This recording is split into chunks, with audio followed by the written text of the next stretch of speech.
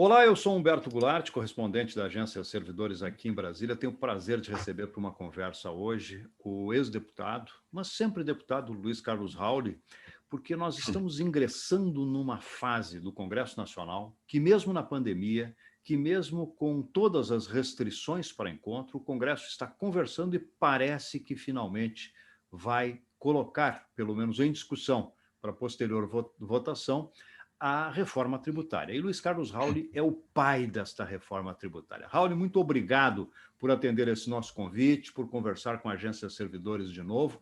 Será que agora Arthur Lira realmente vai colocar como uma missão dele também esta reforma tributária, que é missão sua? Olá, Humberto. Olá, Agência Servidores, né? Todos os servidores do Brasil. Um prazer muito grande poder falar com vocês novamente. E ainda mais do tema do momento, né? Do momento, do passado ou do presente, né? A questão da reforma tributária, ele é a reforma principal que o país não fez, né? Por isso que ela é chamada mãe das reformas.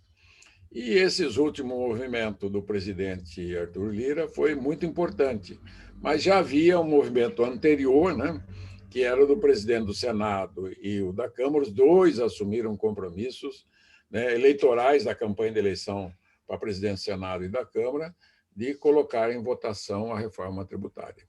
O Lira deu esses passos, né, essa semana passada e essa semana, deu uma adiantada boa no assunto.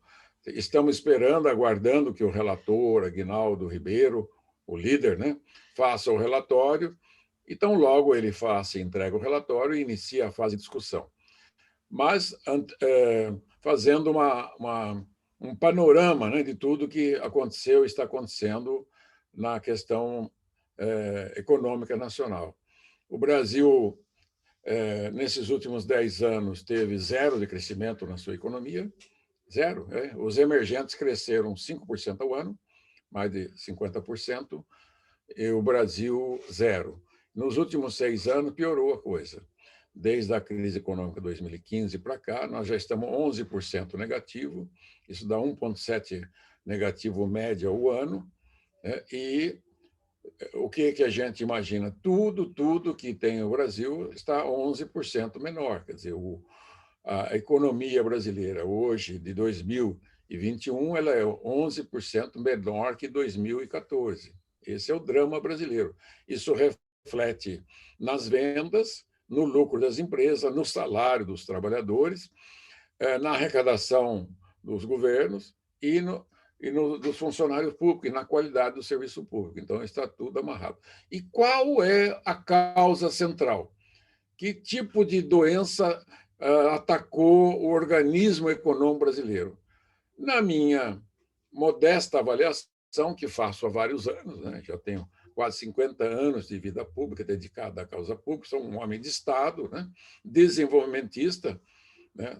Sou um social-democrata progressista, que eu consigo compatibilizar, né, o capital e o trabalho e as forças produtivas do país com a máquina pública funcionando como deve ser funcionada, né, para o bem da sociedade. Então, eu avaliei, analisei, diagnostiquei que o Brasil tem uma doença que se tornou degenerativa porque o sistema tributário brasileiro é caótico, ele é anárquico, caótico, um verdadeiro manicômio tributário, né, jurídico. E, funcionalmente, ele é um Frankenstein, que mata as empresas, né, mata o lucro das empresas, mata o salário. Nós já estamos com 14 milhões desempregados há vários anos, mata o salário líquido do trabalhador. O trabalhador, quando ele leva R$ 1.000 para casa, ele custa 1.900 para a empresa.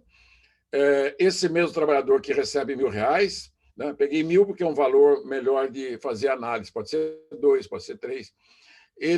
Quando ele vai às compras, o IPEA calculou qual é a carga tributária desse trabalhador que ganha até 2 salários mínimos, é 53,9%. Então, um trabalhador que ganha 1.000, custa 1.900 para a empresa, o que ele usa esse dinheiro tem uma carga tributária de R$ 539.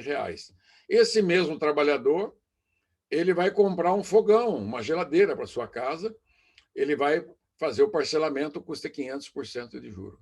Então, esse sistema tributário matou a economia, né? Mata as empresas, mais da metade das empresas estão inadimplentes, mais da metade das famílias e pessoas estão inadimplentes, os governos federais, estados e municípios estão inadimplentes, gastando mais que arrecadam todos os anos, tanto que a dívida cresceu nesses últimos 2 anos quase 30%, a dívida pública, né, brasileira, global, interna e externa. Então, o que aconteceu, amigo, o sistema tributário, da maneira que ele é composto, ele interfere na formação relativa de preço e, com isso, com a concorrência. Ele matou o capitalismo brasileiro.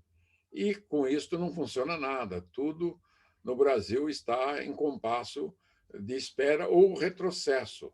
Você anda pelas ruas, loja fechada, empresa quebrando. Tem a pandemia, mas a crise já existia antes da pandemia. Mas essa doença ela é degenerativa e vem há 40 anos com o voo de galinha. Cresce 2, 3 anos, cai. Né? Cai 2, 3. Como agora nós estamos aí no 6º ano continuado com baixíssimo crescimento, aliás, negativo, né? Crescimento. E o que fazer? Esse é o diagnóstico, né? As causas são muitas. O sistema tributário trouxe efeitos indesejáveis de grande monta. Anualmente, além do PIB de 7,5 trilhões, nós temos um PIB sonegado na informalidade de 2 trilhões, que deixa de arrecadar 600 bilhões, 7, 8% do PIB. Anualmente, o governo federal, estados e municípios dão um incentivo fiscal e renunciam a tributos na ordem de meio trilhão por ano, né? 7% do PIB. Anualmente, esta burocracia tributária tem um custo medido pelo Banco Mundial, 1% do PIB, 75 bilhões. E há um estoque de contencioso tributário e de dívida ativa, de contencioso tributário administrativo e judicial, de 5,4 trilhões de reais, 75% do PIB. Esse é estoque, não é anual. Todos os anos aumenta o número de ações da dívida, né? Do ano passado para cá aumentou 400 bilhões. Tá? E tem a dívida ativa, que todo ano aumenta também 100, 200 bilhões, que já está em mais de 3 trilhões, 40% do PIB. A soma de todas essas iniquidades, que são chamados de efeitos indesejáveis, elas têm 6 causas raízes. Porque você tem uma poluição de tributos no município, Estado, União dividiu a base do consumo, todo mundo tem imposto na mesma base, concorrente, renúncias fiscais, sonegação, incentivos, isso destruiu a concorrência. Então, os efeitos indesejáveis são o excesso de legislação, tem mais de 6 milhões de normas tributárias, você tem o empresário, é ele que declara o imposto, né? Ele vai dizer quanto ele tem que pagar, e ele que decide se paga ou não paga. Os impostos são cumulativos no Brasil, né? E não há compatibilidade o que é arrecadado com o que é contabilizado. Não há, quer dizer, o que é pago de impostos com os créditos, não há compatibilidade. Então, essas causas raízes têm que ser eliminadas de uma vez. Por isso que nós defendemos a reforma tributária completa. Nos últimos 32 anos, da Constituinte para cá, foram feitas 17 reformas fatiadas, e elas acabaram de destruir a economia brasileira. Então, claro, o sistema tributário não é o único problema da economia brasileira, mas, com certeza, ele é mais de 50%. E se você não resolver, não resolve o desemprego, não vai acabar nunca esse desemprego de 14 milhões, subemprego de 32, a dívida das famílias, das pessoas, do governo, as empresas vão continuar quebrando, falindo, perdendo lucro. Então, é o perde-perde. E com a reforma tributária, o ganha-ganha. Raul, eu tenho uma curiosidade, porque eu percebo nesta sua defesa da reforma tributária quase uma missão. Você acredita no que ela vai fazer pelo país. E me parece que o deputado Arthur Lira também percebeu isso. Nós estamos vivendo um momento em que o ministro da Economia vai a uma reunião e diz assim, olha, eu não tenho mais dinheiro para a saúde porque o país quebrou. Seria uma solução para esse problema tão sério econômico que o Brasil aumentou, já tinha e aumentou durante a pandemia? Veja, o Brasil é um dos poucos países do mundo que tem um potencial ilimitado ainda a ser explorado. Nós podemos dobrar as exportações de commodities nos próximos 10, 12 anos, dobrar a produção de comida para o mundo, sem mexer num metro quadrado de terra, só aumentando a produtividade nas áreas já abertas. Então, o Brasil tem superávit na balança comercial, mas tem déficit anual na balança de pagamentos. Ok? Então, o que pode resolver o problema do Brasil, que quando o ministro Guedes fala que o Brasil está quebrado, realmente ele está quebrado, mas tem solução. Porque a vacina que nós preparamos, que é a PEC 110, que está prontinha lá no Senado desde 2019, relatada pelo senador Roberto Rocha, e que esta PEC tem o apoio de 80% do Senado, foram 66 senadores que assinaram esta PEC, e o Roberto Rocha relatou, ela é filha da PEC 293, que eu relatei na Câmara em 2018, depois de vários anos construindo esse projeto, mais de 1.000 reuniões técnicas, mais de 300 palestras, diálogo com a sociedade, trabalhadores, empresários. Eu tenho escutado os trabalhadores o tempo todo comigo, os auditores municipais, estaduais, federais, empresários, profissionais liberais, OAB, Congresso, Câmara e Senado. Então, o presidente Lira está correto na ação dele, como também o presidente do Senado, os dois estão corretos. Mas a reforma é muito grande, ela precisa da união das duas casas.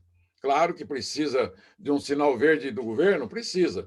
Só que tem uma coisa, todas as grandes reformas do país, Humberto, foram feitas pelo Congresso, todas as reformas econômicas. Então, eu digo assim, o Lira, né, pediu o relatório. Entregando o relatório, começa a discussão em cima do texto. Aí vai ver se é o texto da 45 que está na Câmara, que é do Baleia Rossi, né, que foi adversário do Lira, ou se vai ser a PEC 110 que está no Senado. Se vai começar na Câmara ou no Senado. Isso não importa muito.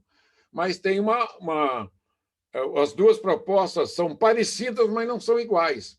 São da mesma natureza do IVA, mas não são iguais. A 110 é muito mais ampla, ela tem 26 artigos que não constam na 45, a PEC 110 reestrutura, amplia a base do patrimônio, municipaliza a base patrimônio, né? Só temos 3 bases tributárias onde saem os impostos para a União, Estados e Município, para pagar a Previdência, Educação, Saúde, Assistência Social, Segurança, a Defesa Nacional, etc. Então, a base patrimônio, nós, na 110, fizemos esse entendimento de deslocar todo esse tributo para o município e ampliar a sua base, incluindo iates, aeronaves, etc. Fizemos uma reestruturação.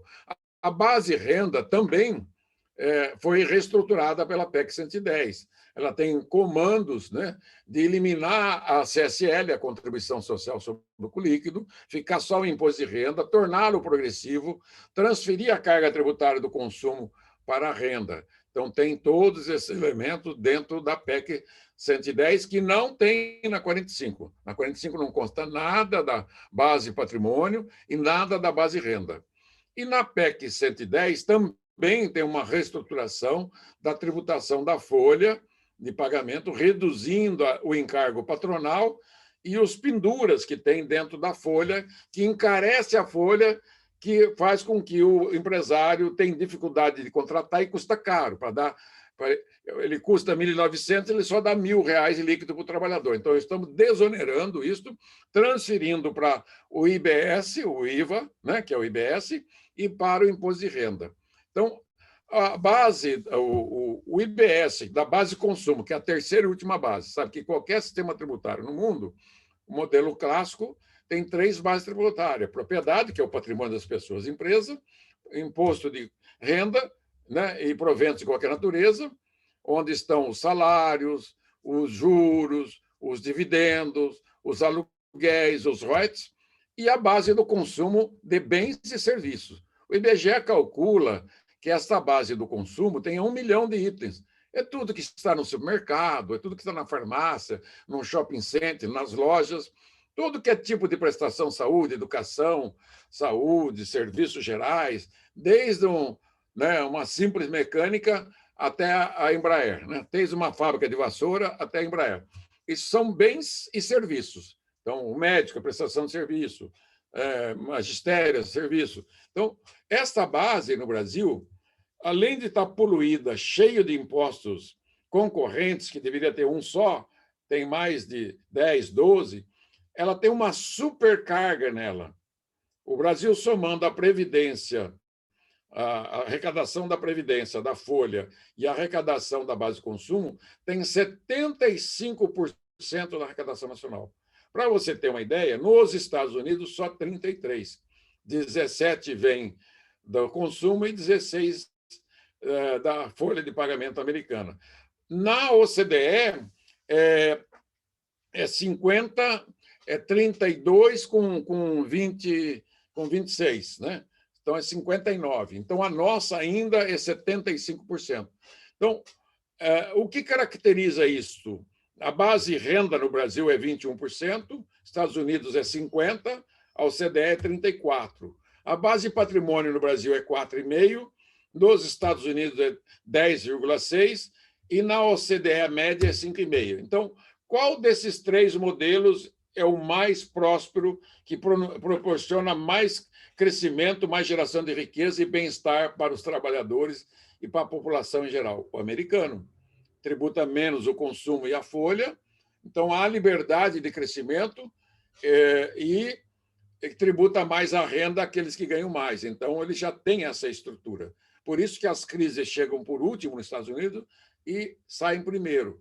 E a nossa, que tem o pior modelo do mundo em 190 países, medido pelo Banco Mundial anualmente, pelo relatório do Doing Business, em 190 países, a nossa nota tributária é 184º pior do mundo. Já pensou? Só tem a Venezuela e mais 5 na nossa frente, pior que o Brasil.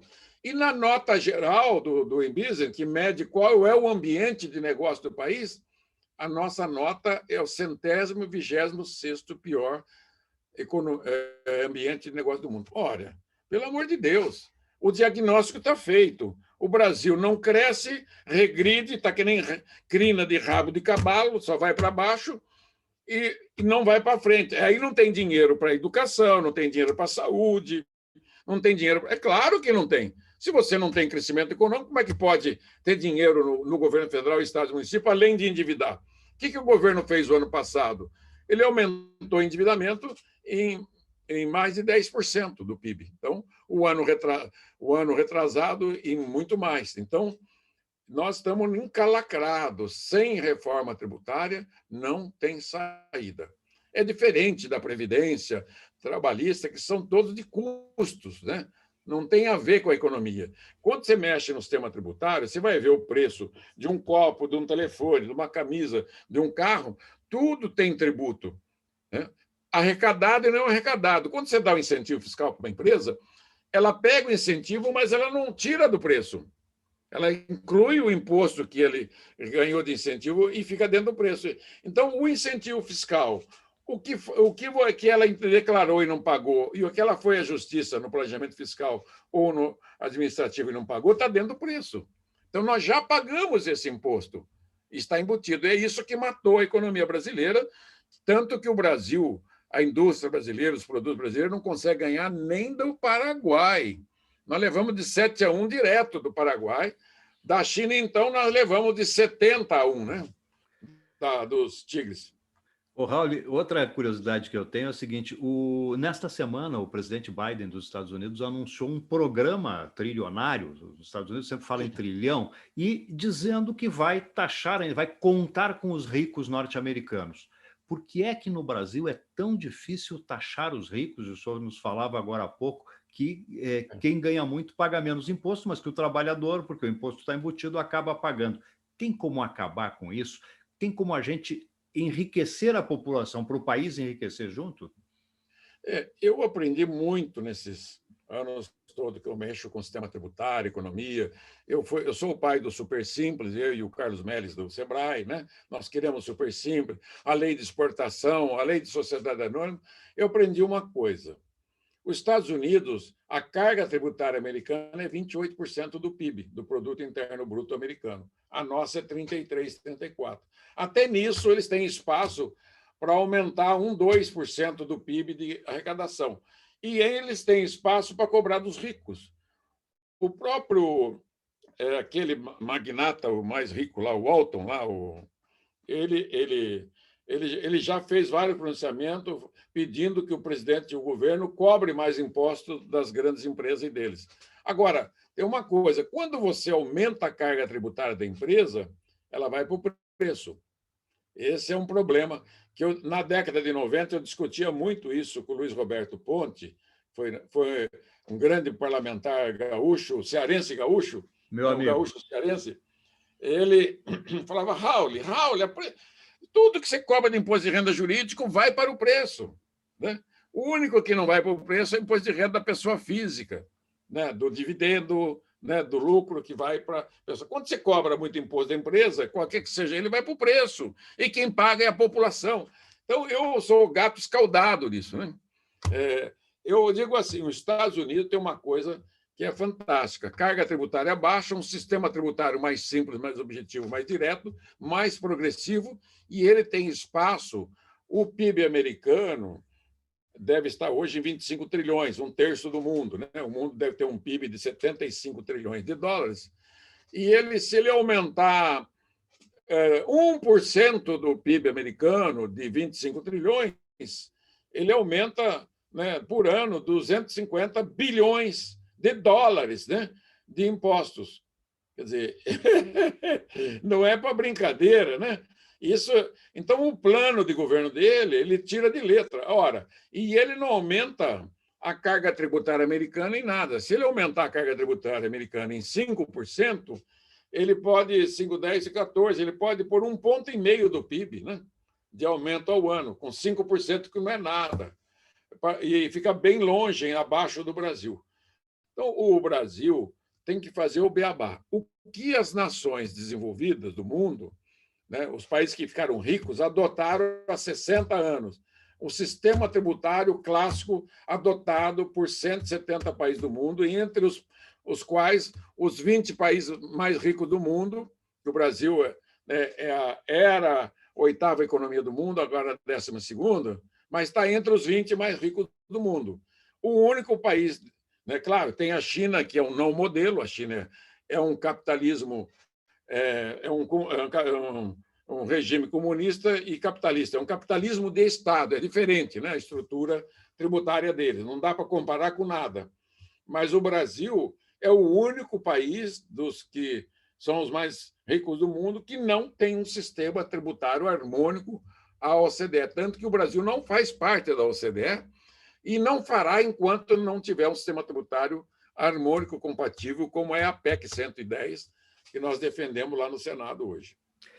Para a gente encaminhar essa conversa para o final, deputado Raul, eu gostaria de fazer uma pergunta de encerramento, mais ou menos da seguinte forma. Eu sei que o senhor também está confinado, eu estou confinado, todos nós ainda estamos precisando nos manter confinados, mas nas conversas que o senhor tem tido com outros parlamentares, já que o senhor tem todo o interesse em que essa reforma tributária saia, qual é a conversa política, em que nível estão as coisas, quando que o presidente da Câmara vai conseguir colocar esse projeto para andar, quando o Aguinaldo Ribeiro talvez consiga apresentar um relatório? Já se tem uma pista? Então, esta semana, o presidente da Câmara assumiu o protagonismo da reforma tributária. No mês passado, quem assumiu foi o presidente do Senado, né, o Pacheco. Ele deu mais 30 dias de prazo para a relatoria da comissão mista. A comissão mista está instalada desde fevereiro do ano passado. Veio a pandemia, atrapalhou, mas ela já concluiu as audiências públicas, né? O Roberto Rocha, que é o relator da 110 no Senado, presidiu, encerrou a fase de audiências públicas com todo o segmento da sociedade, e o Aguinaldo ficou de costurar o entendimento. O líder Aguinaldo é muito cauteloso, ele até parece mineiro, então ele quis costurar um projeto entre as 45 e as 110, e esse é o grande e difícil trabalho que ele tem nas mãos, né? Eu, por exemplo, para mim é fácil, agora eu não sou mais parlamentar, eu sou um consultor tributário voluntário no Senado, para o Congresso, eu faço de amor à pátria, né? Claro que eu profissionalmente trabalho para alguns segmentos importantes, que eu dou consultoria, eu explico, eu faço análise de conjuntura, como estou fazendo aqui agora para você, faço palestra, né? Eu cobro, etc. Então, o que eu posso dizer? O protagonismo da semana é do líder Arthur Lira, que deu até o dia 3 para o Aguinaldo entregar o relatório. Aí você tem o cenário 1. Ele entrega o relatório e inicia o debate, né? Aí combina as duas casas, faz na comissão mista, e a comissão mista vai votar esse relatório como projeto ou como indicativo. Aí vai ter que escolher qual das duas casas vai iniciar a tramitação. Então, esse é um entendimento entre o Rodrigo o Pacheco, né, e o Arthur Lira, os dois que têm que fazer esse entendimento qual das duas casas. A 110 está pré-pronta lá na CCJ, o relatório está desde outubro de 2019 pronto, é só fazer alguns pequenos ajustes de interesse dos estados, da União e dos setores produtivos, muita pouca coisa para mexer. O da Câmara, nós não conhecemos o relatório, nós só conhecemos a PEC 45, que é uma PEC mais assim, ela é bem acadêmica, ela é bem estruturada, mas ela é bem mais assim, dura, a palavra é certa, ela é bem mais clássica. A nossa não, é uma proposta bem ampla, bem aberta, já discutida com a sociedade e amoldado, né, ao interesse. Está lá o agro, né, a agricultura, desoneração no máximo para comida, para remédio, que a outra não tem. Ela quer trabalhar com uma alíquota só para bem e serviço. Nós estamos admitindo 4, 5 alíquotas. Lá tem um fisco só, né, nacional único. E nós estamos defendendo 2 fiscos, um para estados e municípios, para defender o poder federalista de estados e municípios, e um fisco da Receita Federal. Uma mesma lei, a mesma disciplina, elimina milhares de leis do país inteiro, simplifica. A nossa tem cobrança tecnológica 5.0. Toda a cobrança do novo imposto único da base de consumo será de forma eletrônica e instantânea. Você fez a compra da mercadoria, do bem e serviço, pagou a compra, já paga o imposto.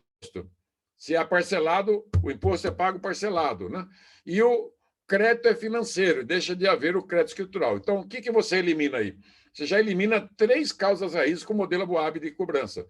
Você elimina a exigência de autodeclaração, então a empresa não vai precisar declarar mais no final do mês, né, tudo que ele comprou, tudo que vendeu, fazer todo aquele levantamento para fazer o seu DARF, né, o seu boleto. Isso é eliminado tudo. Então, elimina uma causa raiz problemática. A segunda é o pagamento que é espontâneo. Ele paga se quiser. Chegou lá no dia de pagar, dia 12 do mês seguinte, ele fala, eu não tenho dinheiro. Eu vou usar o dinheiro do imposto, eu vou pagar a minha folha. Ele tem toda essa liberdade, o empresário ele fica devendo, depois tem lá uma multa, etc. E elimina o terceiro problema grave também, que é a falta de compatibilidade do que é pago de imposto, né, o caixa e o escritural. Então, o regime de caixa e o regime de escrituração. Então, o modelo Aboab elimina metade das causas raízes. E o modelo simplificador nosso, que de eliminar todos os tributos da base de consumo, né, eliminar o ACSL e reestruturar a base de patrimônio, é a maior simplificação radical da história do Brasil. E o terceiro elemento que tem na nossa PEC é o fraterno social mais amplo. Lá ele só tem a devolução de imposto pela nota fiscal. Nós temos a devolução pela nota fiscal, nós temos a redução de tributos de alimento, medicamento, saneamento, água, esgoto, logística reversa, biocombustíveis, né, socioambiental, que são universais. Nós olhamos a legislação europeia, né, e a legislação do mundo inteiro, com a consultoria da Câmara, a consultoria do Senado, e fizemos isso. Então, são essas diferenças, que não são muitas, eu posso dizer, nós combinamos em 90% da necessidade de reforma a PEC da Câmara e do Senado. É nesses 10% que vai fazer o ajuste da 110 com a 145 para ver se ela vira PEC 155, que é a soma de uma com a outra. É uma coisa importante que tem na PEC 110, que é a proteção dos fiscos, né? Você tem mais de 50 mil auditores e você tem em cada estado e cada município um fisco, né? Você tem toda uma estrutura. Então, nós temos regras na 110 que não tem nenhuma proteção na 45.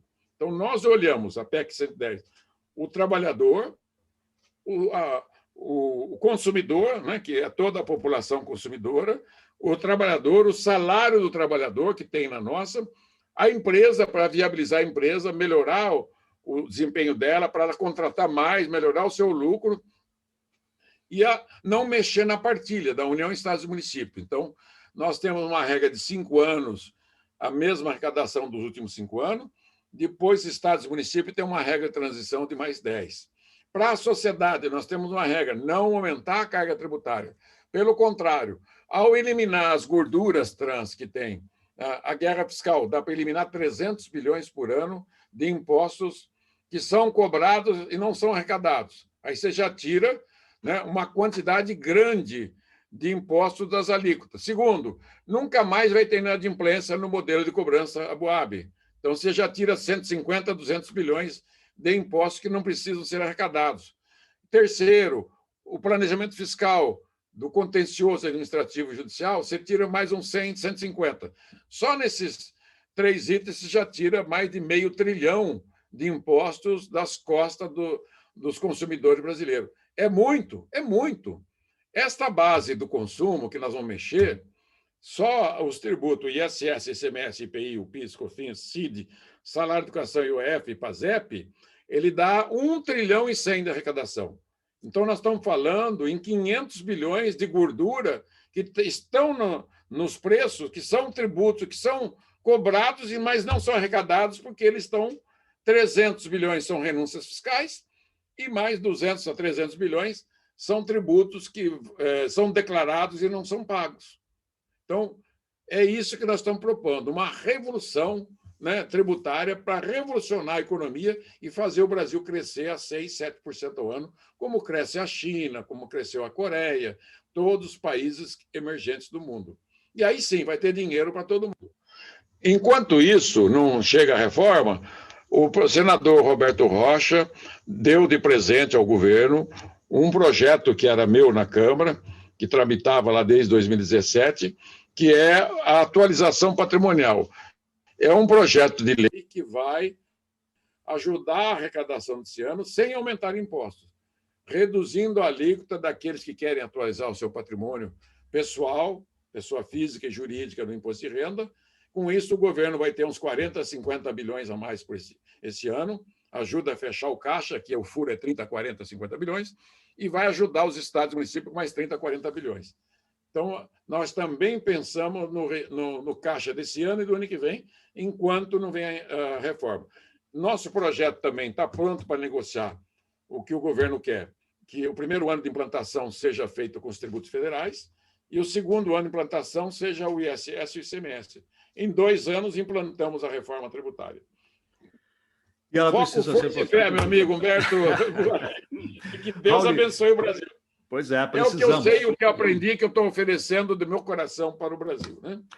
Luiz Carlos Rauli, muito, muito obrigado, como sempre, esse papo importante, técnico, de uma pessoa que sabe, que conhece e que coloca o coração nas coisas. Muito obrigado, um abraço. Abraço, que Deus abençoe a todos.